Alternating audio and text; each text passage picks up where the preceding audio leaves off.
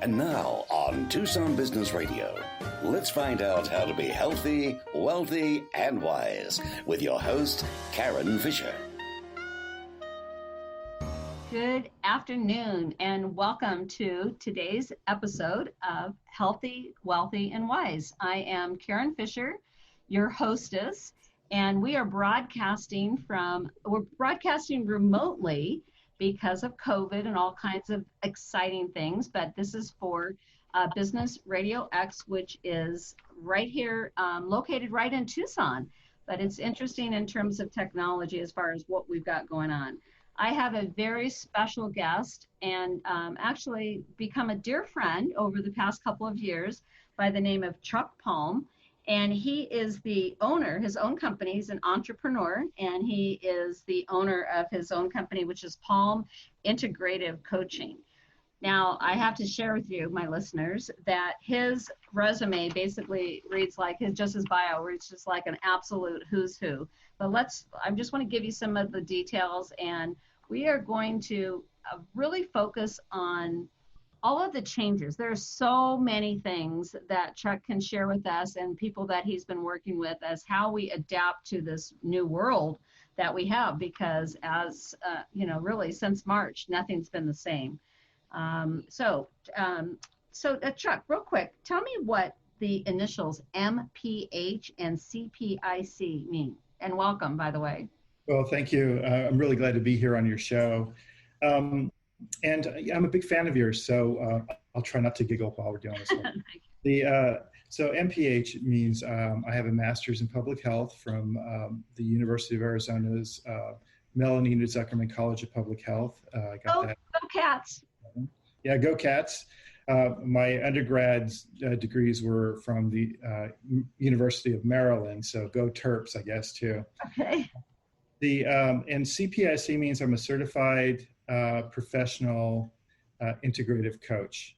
So that was a year-long program of certification that allows me to have those initials, and I'm part of an international certification process for that. Well, and I wanted to very specifically say as far as the information, because people oftentimes don't know what those initials mean, but the reality is there's a huge difference when you're a certified coach. There's a lot of people that are hanging up a shingle that just say, I'm a coach, as far as that. But one of the things that you have a real expertise in is helping both professionals on an individual basis as well as organizations to basically overcome limiting beliefs, which we all have limiting beliefs. The questions are those limiting beliefs things that we are aware of, or what are we doing, and how are we able to basically, with those limiting beliefs, maybe eradicate them or at least minimize them? Because I think kind of like an onion, as you start peeling the layers back over and over again, you think, oh, I got that figured out, and then something else pops up. So we'll talk a little bit, several things about some of the things that he does as far as strategic planning and how you work with both individuals and companies to help, and it's kind of a cliche term, but I know it really matters of, how do you move the needle forward, and how do you achieve what those goals are and the things that you want to do as far as that. I know that you have helped a lot of entrepreneurs, business professionals, both for-profit and also nonprofit companies, and just helping everybody serve in their community. And then some actually really interesting things. You've also served, you are a veteran, and again, I thank you very much for your service. And along with that, you've actually lived all over the world, literally all over the world. You were in the South Pacific. Were you born in the Marshall Islands? Was that correct? Or no, I was born in Spain. My father was also in the Air Force. Okay. Yeah, so places I've lived have been like Spain and the Philippines and in Germany, around the country here in the U.S., and I've worked in the South Pacific. That's fantastic. And then in terms of just the things that are happening right now, first and foremost, I do know that as part of your role, you are actually at the beginning of some of the things that were going on with the COVID-19 crisis, you were actually called to Banner Health to help, for lack of a better term, triage. So can you talk to me a little bit about that? What was that like? So I also have a gig with Banner Health Services, and normally what I do is a lot of coaching with patients and other community members, focusing on their health and wellness, especially around diabetes. But with the invasion of COVID-19 into our community, the hospitals went on high alert all over the country, and certainly with Banner too. And so one of the big needs that arose with Banner was reorganizing all of their clinics. And so I went from somebody who was doing a lot of education and coaching and things like that with people to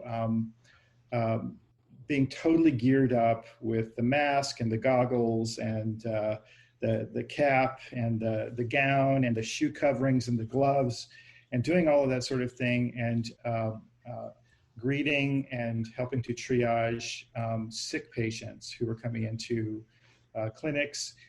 And, at the time, because we didn't know where or how big things were with COVID-19 in our community, we just assumed every patient that came in who was feeling sick had COVID-19. And the thing was, they all feared that they were sick too. And so it was a real hello to the brave new world. And I did that for about 5 weeks. Well, thank you so much for doing that. Many of my listeners might not know that although I have been both a loan officer, I'm in my 21st year as a loan officer, but between real estate and finance, that's since 1983. So we're 37 years there. But prior to that, my field of study was in biomedical engineering.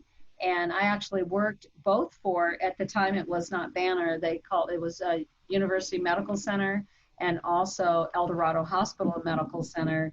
And I basically did everything within I did everything within the medical field that you didn't have to have a license to do. So I did inpatient and outpatient admitting. We had x-rays, but there was actually the filmed cases, so we'd have to develop the films for things that were going on. So I do date myself there. And then I drew blood for the lab. So the joke is I really can get blood out of a turnip. So there you go. But it's just interesting because I think about all the things that we did, and interestingly, just being behind the scenes as far as at the hospitals and understanding, just how all of that works and what that is like as far as the shift work and things like that. And so thank you very much, because having been on the front end as far as some of that stuff, I can't even imagine trying to admit a patient with all this stuff and gear on you with 86 million forms and everything that we had to do at that time. It's a lot. So, but what we want to talk about today, because on the Healthy, Wealthy, and Wise, this is a love of mine, truly, to be as an outreach and to share resources for people. And one of the things that I have noticed as, we're broadcasting, we're doing things with technology that we were forced to do. But I think that there's a number of people, no matter what stages that they are in, that they're really experiencing a tremendous amount of stress. And you alluded to it a little bit about even just the patients, but what about as far as maybe like as far as the hospital staff? I mean, they have to, here they're doing their job, but lots of things that are happening there. So tell me a little bit about what that was, how you personally processed that even. Well, stress is an inevitable feature of being a human being. And I think that it's an enduring myth that stress is something that we can just get rid of. We can just either wish it away or work it away or drink it away or something like that. And the one thing that I do know is that it's all about how do you manage the stress? How do you recognize that you're in a stress situation? Some people are lucky enough, I think, to be in a situation where their coworkers, their family, and the other, I don't know, societal environment that they're living in is helpful to them and to their stress. One example I have from my own life is, 34 years ago, after my son was born, my wife passed away. It's not something that was expected, and it was something that caught me off guard. But I was able to really deal with that stress a lot more successfully because of a few things in my life. One, I was still just 22. And so I had a lot of resiliency that maybe is tougher when you're, maybe 72. The other thing is that I was in the Air Force, and one thing that military members do, regardless of the branch, is they do pull together. They do help each other when they can. So even though none of us had any money, I mean, you're just a poor enlisted guy in the service. The one thing that I was able to count on were people to give me a hand, offer me some time. We were living in England at the time, and I brought my baby home and everything, and was just trying to reestablish my life. And one neighbor who I hadn't really had that much interaction with before, she came over right away and she said, "I know you like to run, and I know running's really good for stress and helping a person. So whenever you want to run, just let me know, and I'll watch your son for you." And that's amazing. How old was it's Marcus is your son? yes. And how old was Marcus at that time? 2 months. By the time, no, when my wife passed away, he was 1 month old. So, after I got back to England, it was just a real outpouring of support. And so the reason I bring that up is that sometimes you have some really tangible support in your life that you can draw from with a stressful situation like COVID-19, like death in the family, loss of job, lots of other reasons, something with your health maybe. But sometimes you don't have a really strong structure around you. And so I think at that point, it's really good to have other structures that you can create, maybe some routines or some ways of recognizing stress that really can help you. And I know that what I've seen a lot of in the last few months has been sort of like this movement of people going from a high stress to accepting what's going on, and now doing a little bit better job of normalizing and dealing with their stress than they were doing before. But for like a month or 2 months, there was very little that was structurally in place for us to be able to deal with stress well.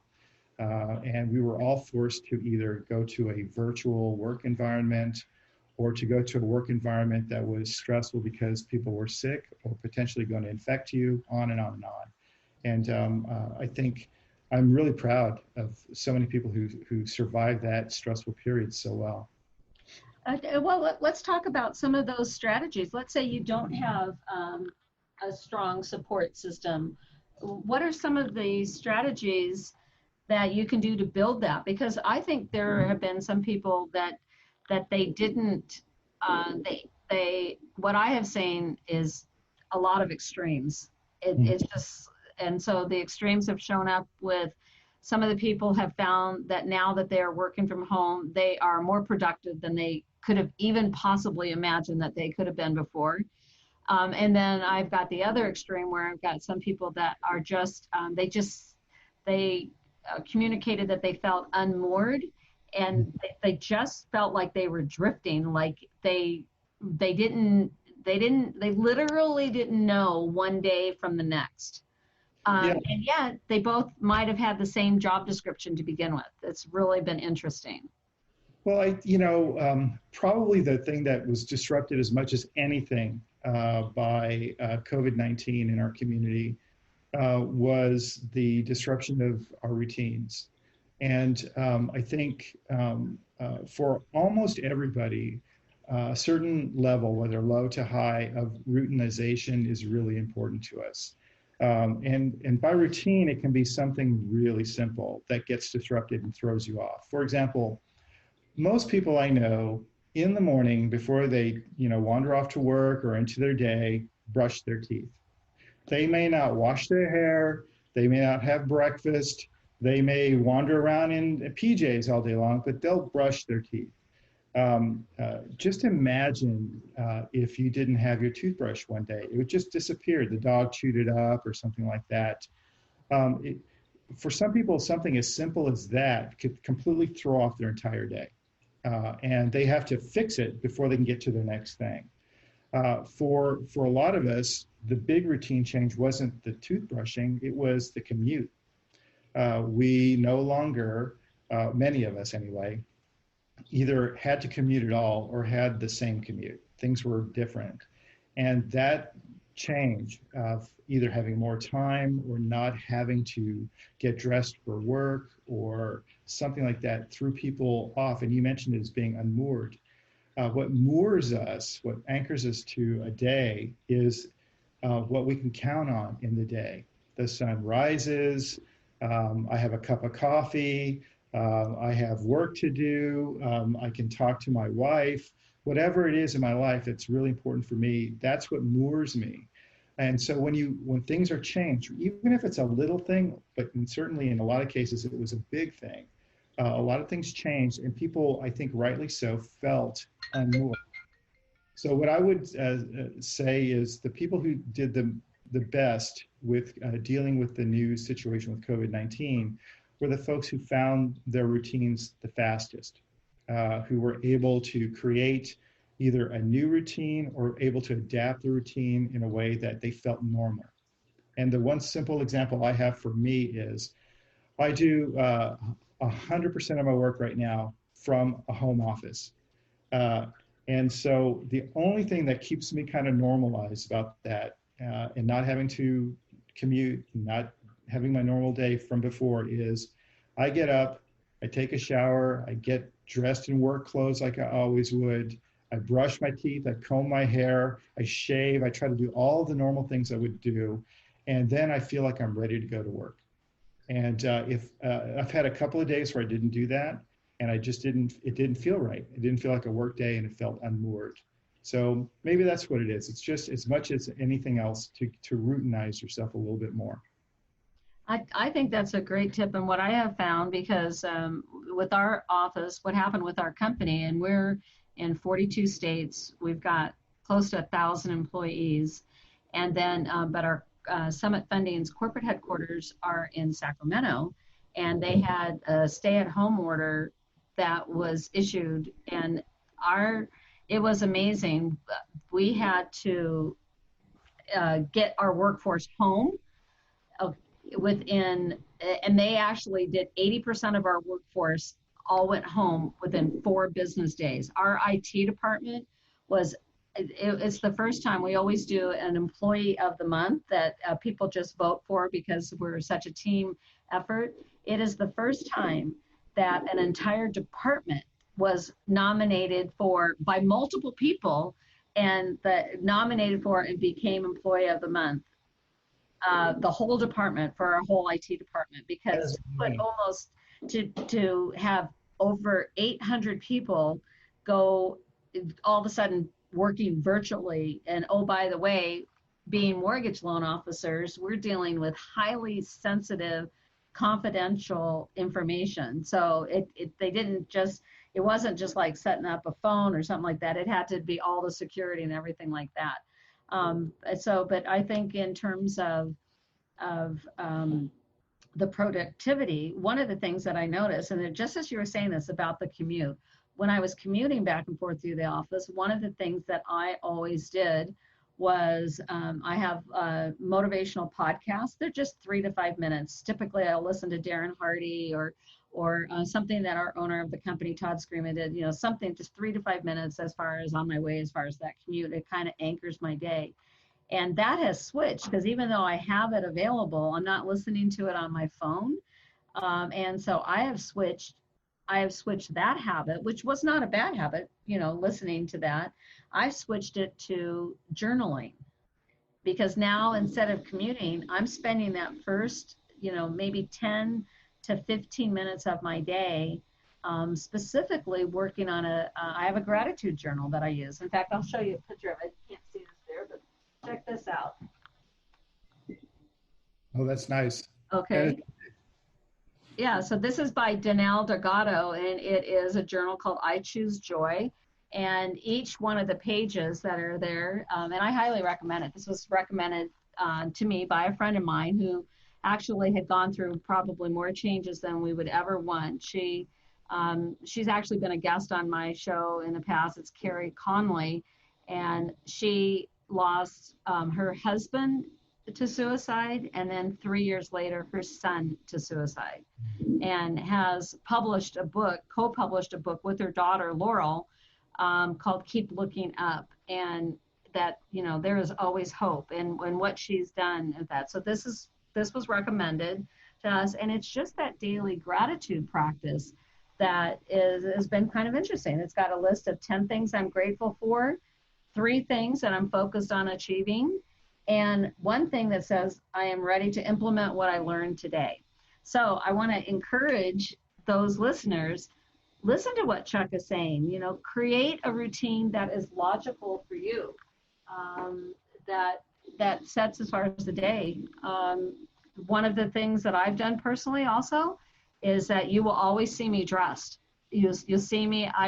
I have a goal, a business, part of my business plan, which is to meet 15, or I should say have 15 or more face-to-face, now it's video, per week.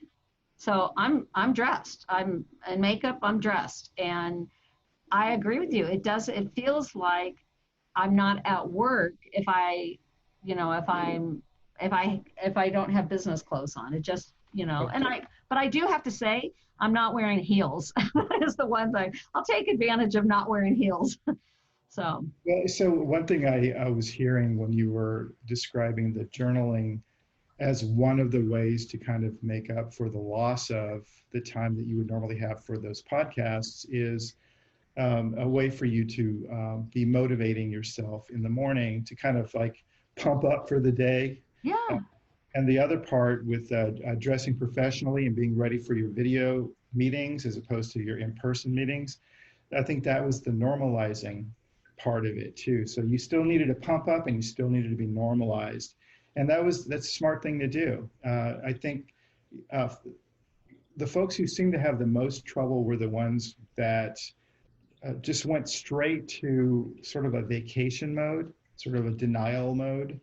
And after about a month, one thing I did notice with the people I was talking to and interacting with was folks started getting a little itchy, like the vacation, it's over, so now what do I do? So they kind of delayed their ability to adapt to the New World Order by sort of avoiding it for a month and a half or a month. And they got itchy and things needed to change faster. So I know some folks have just been now normalizing their lives after 3 months. But other folks, I think the Karen Fishers of the world, they strapped on their hair, they started journaling, and they really started adapting faster. Well, and there's a blessing in all of this. This is the other thing, just in terms of gratitude. One of the things, like, even though it's so changed, like here I am a complete total extrovert. I love being around people. A friend of mine once upon a time told me the definition, and I don't know if you agree with this, but what she told me, she actually was a retired Air Force colonel. And my dear friend Colonel Dexter said that the definition between an extrovert and an introvert is not whether you're social or not. It's how you recharge your batteries. Right. And so for me, recharging my batteries is I got to be around people. That's me. I got to be around people. for my husband, who, I love him, and my husband and my daughter, I should say our daughter, they recharge their batteries they need to have alone time. They need to recharge on their own. And so Scott, during this time frame, he would go out and he was doing the landscaping. He would dig like crazy in the caliche which we've now are the recipients of 4 beautiful trees because of it. But, it's just interesting. So what are some of the things that you say? And then I do want to let people know we are at the top of the hour. So I just want to let people know that you are listening to a live broadcast. This is on Tucson Business Radio X. We are broadcasting remotely from Tucson, Arizona. And with me, I am your hostess, Karen Fisher. And with me is my dear guest and friend, Chuck Palm. So let's talk about what are some of the things that people can do to recharge their batteries that might be different, or brainstorming ideas for them. Because now you can't you're not really going to a restaurant or hanging out. You're not going to a concert. You're not, things that other people would have normally done. Well, sometimes it's sort of a sad substitute to say, hey, do more video, right? But there are ways for people to get connected with real life human beings and still be safe about it. And I think that's the key, right? You want to do both things. You want to recharge and have human contact, and you want to be safe at the same time. So what I know a lot of folks are able to do now is, especially in Tucson, where so many homes have patios, right, that are just usually ignored most of the year because it's too hot or we're busy or whatever. But now with everybody kind of spending a little bit more time at home, that we've rediscovered the value of the patio. So I know that my wife and I have been able to visit her folks across town, and we'll go, we'll sit in the patio, we'll be socially distanced from each other, we'll be sharing iced tea, and having the opportunity to see a real human being and interact and not have to have the interruption of the screen all the time. And I think that's really been a lot of fun. The other thing is to make it just like the old thing was to create a walking meeting for professionals. You can create a walking visit. Outside is the best and safest way for people to interact with one another, as opposed to being with strangers or people you're not living with indoors and sharing the same circulated air with AC.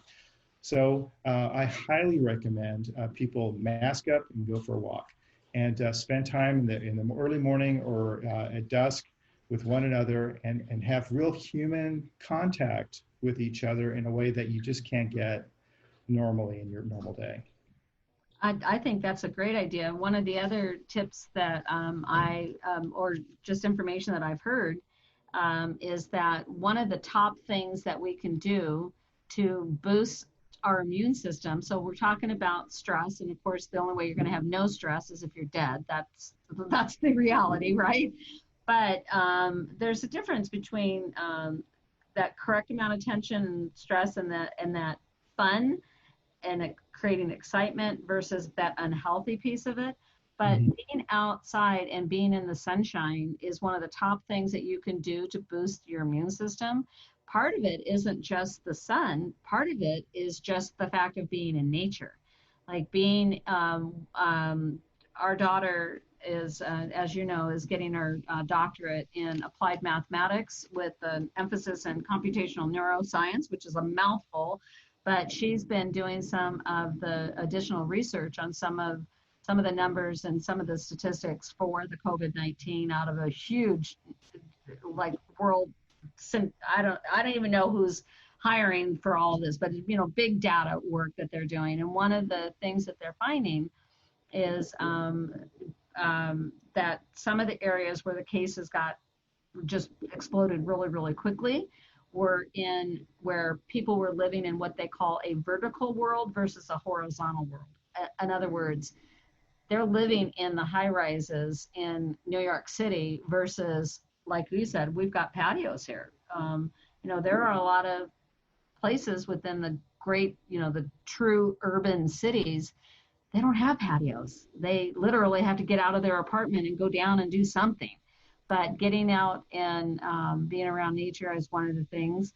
I think another thing to Else, I just want to throw in there, you're talking about nature. There are a number of studies that really have shown the positive effect of nature on our psyche, not just on our mood, but actually on our health.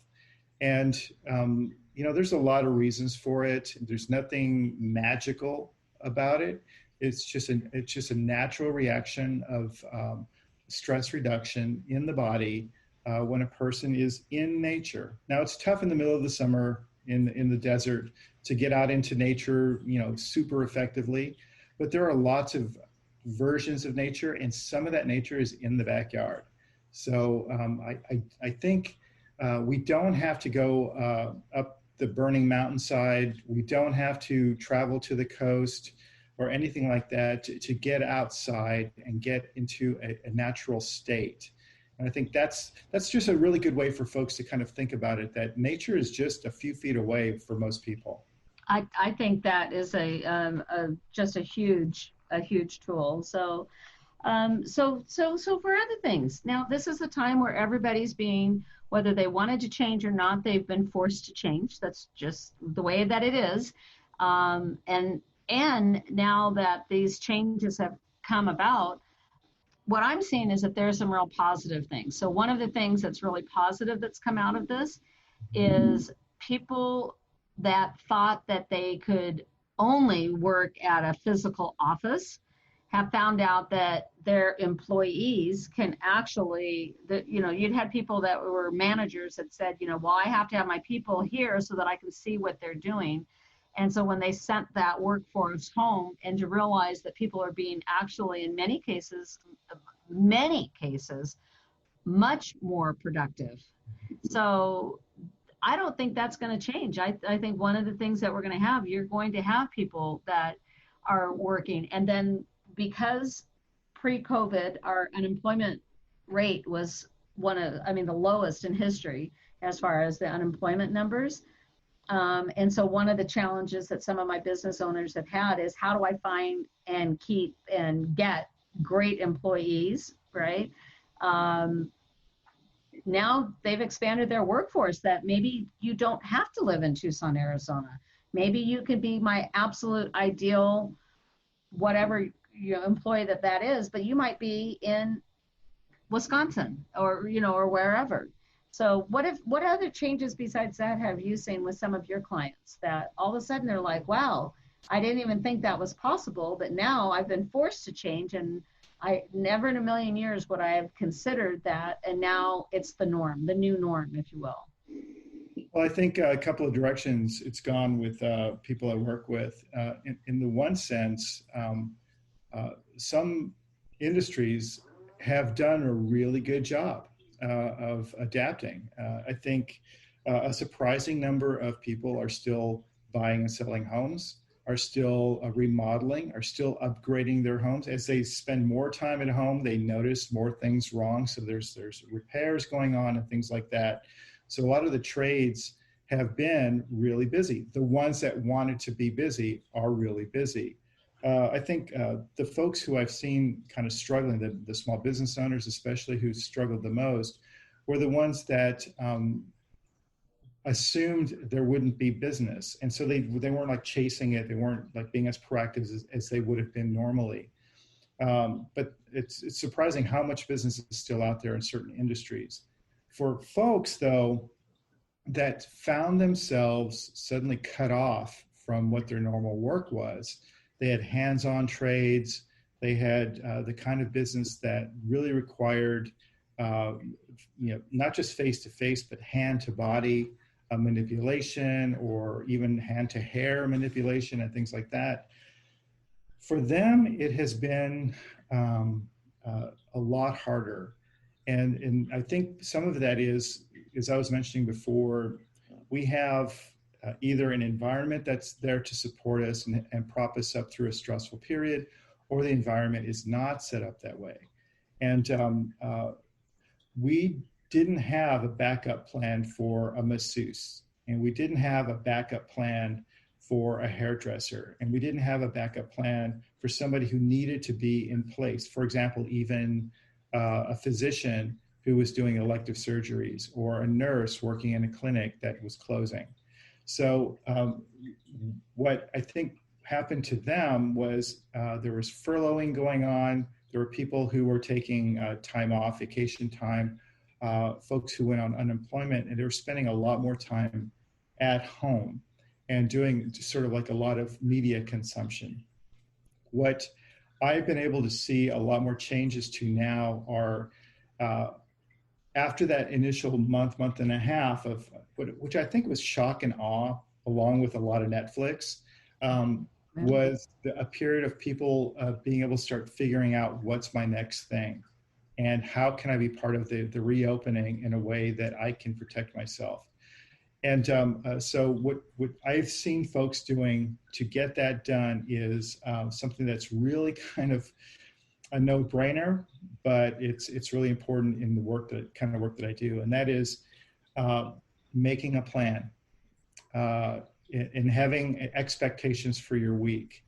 It's not about productivity and all of those kinds of things about that. It's not about, am I better as a multitasker, as a person who focuses or whatever. It was for folks who were out of the normal work world, out of the normal life world.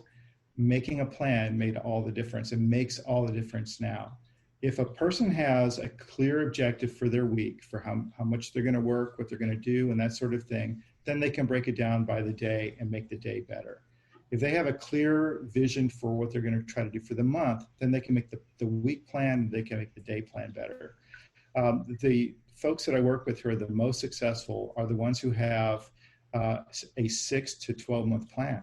And as crazy as that sounds right now, given what's going on still with COVID-19, the fact that they have their eye on the ball so far down the road really helps them focus. And I think ability to focus is as important as anything else right now for us. Well, and part of your work that you do, especially with our entrepreneurs and business owners, is to help them, basically help them flesh out their plan and help them get clarity on their plan. Because one of the things that I find with people, and you can, yes, as far as the plan, but then also as far as the goals, I see a lot of people they're really busy. They're caught up in the busyness of the world, a busyness of their business versus the business of their business. And I've even got a little quote, a little Post-it note quote, because I have little reminders for myself, but one is from Mike Krieger, founder of Instagram. It says, focus on doing the right things instead of a bunch of things.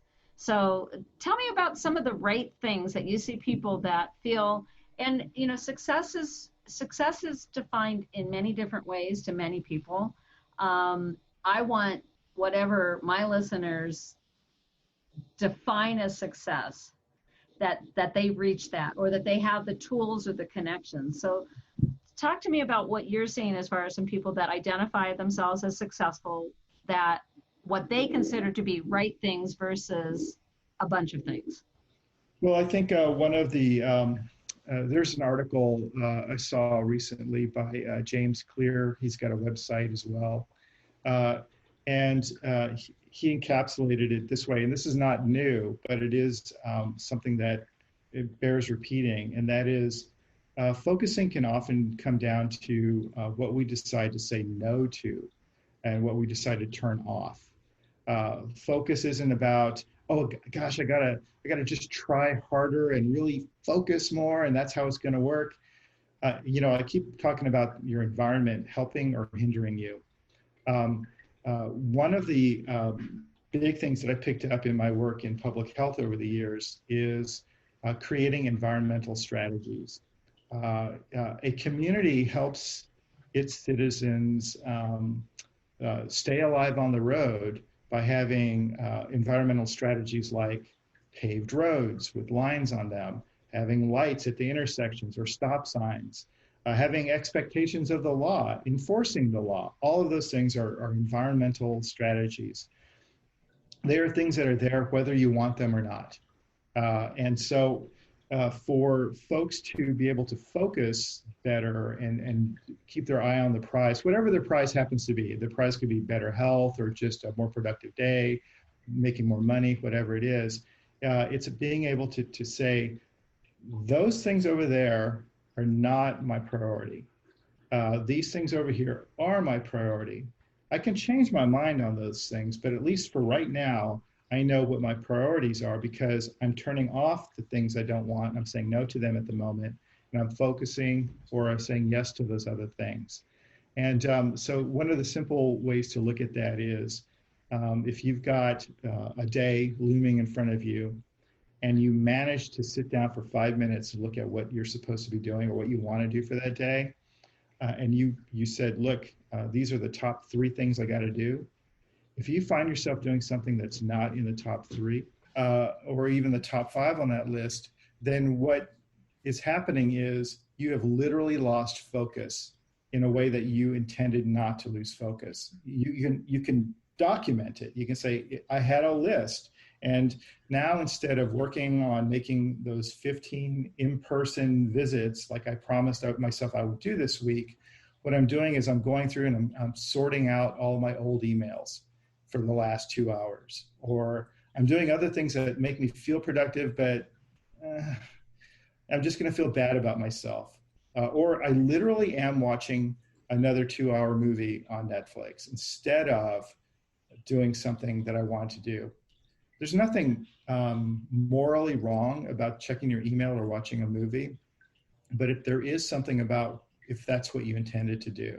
So if your intention is to have more focus, then part of the process for that focusing might include not just saying these are my priorities, but rather these are the things I'm not going to spend time on today.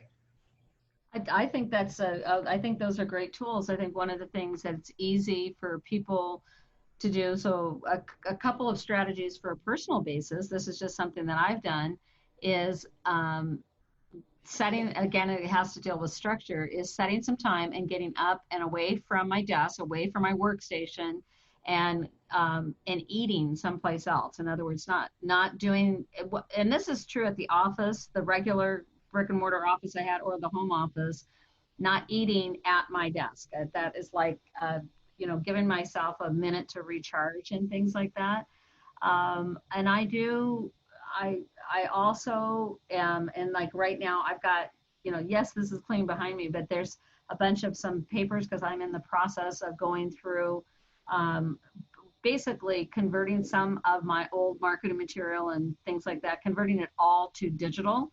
And so getting those stacks of things done. I have to, on a personal basis, and it may be because I just like to have fun, I have to make it fun. If it's not fun, I am like, I don't want to do it. And so what I will do is I play a game. This is, I love numbers. People know I love numbers, but I play a game called Beat the Clock. I try to see in 12-minute increments to see how much I can get done in 12 minutes just for fun.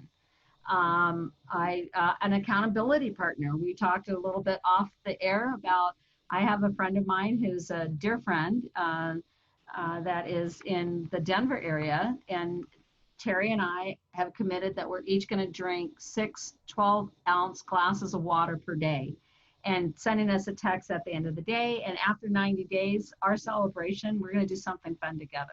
So, but let's talk about this. One of the things that you've said that you wish people would ask of you is that for them to ask of you, or that you ask of them, imagine if you had unlimited money, time, and energy, what would you have done different in your earlier life, and what would you do now? I tell you one thing that I would definitely have done is picking up coaching as a career move way earlier in my career. Work that I did for many years involved work around coaching, whether it was working with organizations to help develop strategic plans and go forward, career programming, doing a lot of consultation, and then doing a fair amount of active coaching, but setting myself up as a a shingle hanging coach would have been something I would have done a long time ago. And the reason I say that isn't some self-serving reason that I coach now, so I should say that, but rather I find that I get a lot from coaching. I get a lot of satisfaction in seeing somebody kind of light up with an aha moment.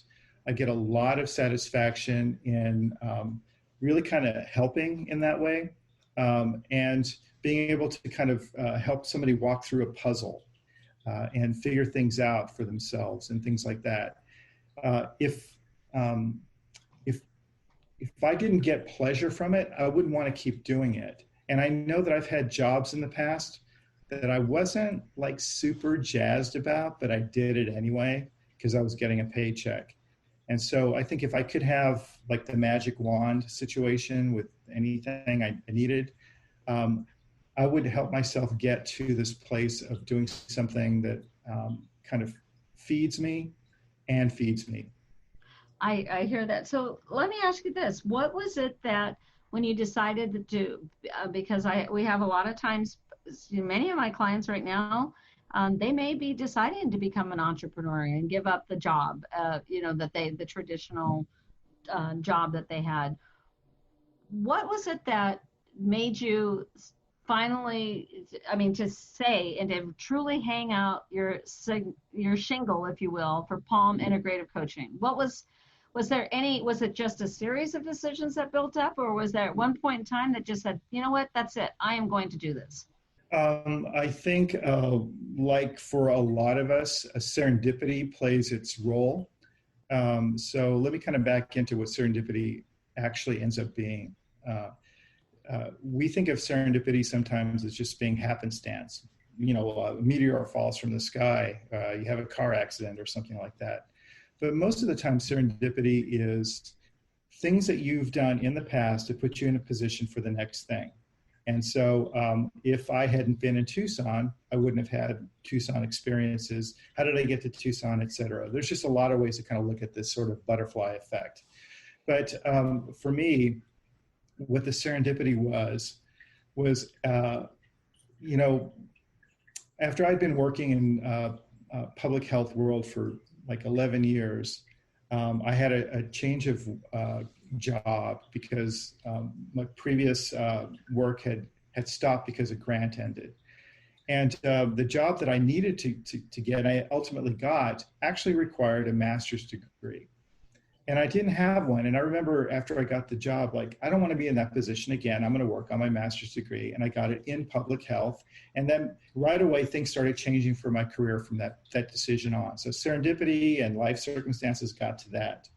I've been working in that way for maybe another 9 years, or maybe another 4 years after I'd gotten my degree. And I had a job change, and I started working at Canyon Ranch as part of their nonprofit Canyon Ranch Institute.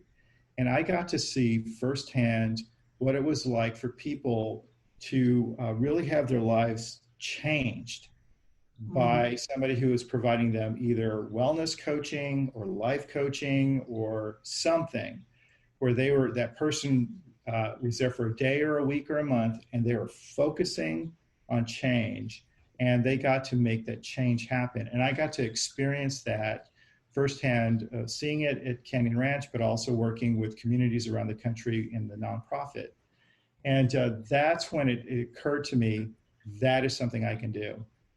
So that's sort of a serendipitous way of getting to what I really intended to do probably all along.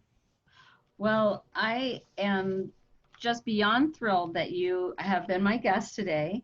I do know, and I want you to go ahead, and we'll have your information up there, but one of the services that you do, which I think is just great, and this is a tip for some of our entrepreneurs, that maybe you offer something that is a low barrier to entry, if you will, but you offer a free coaching consultation.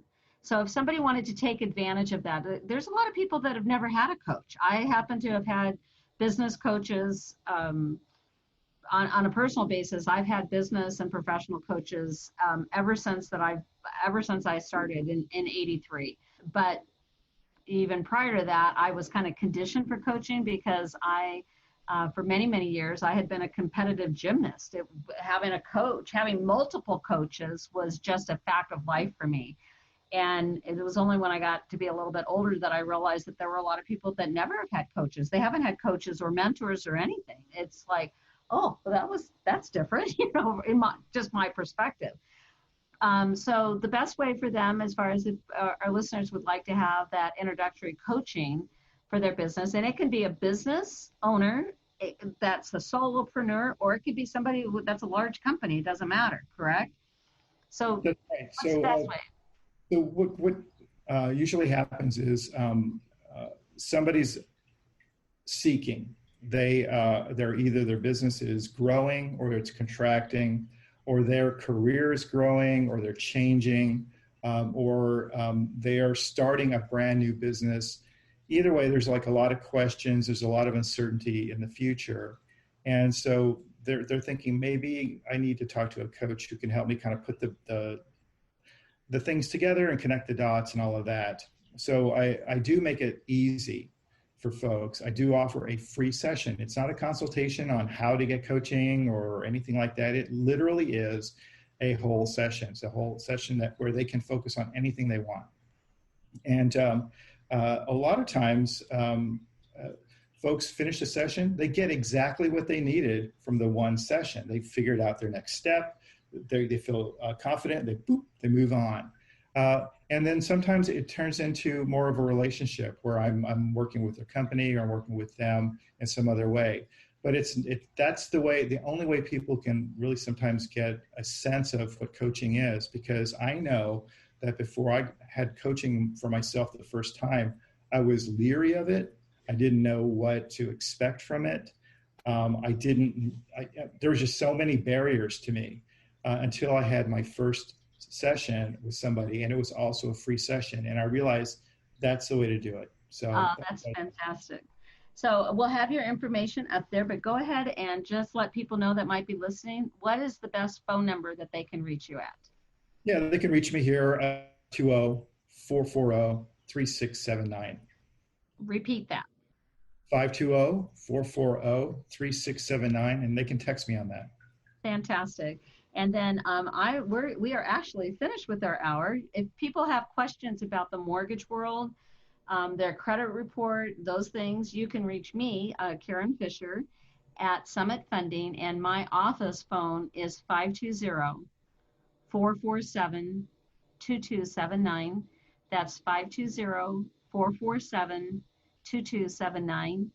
And thank you again for being my guest. And this is a wrap for today's episode of Healthy, Wealthy, and Wise. Well, thanks for having me on.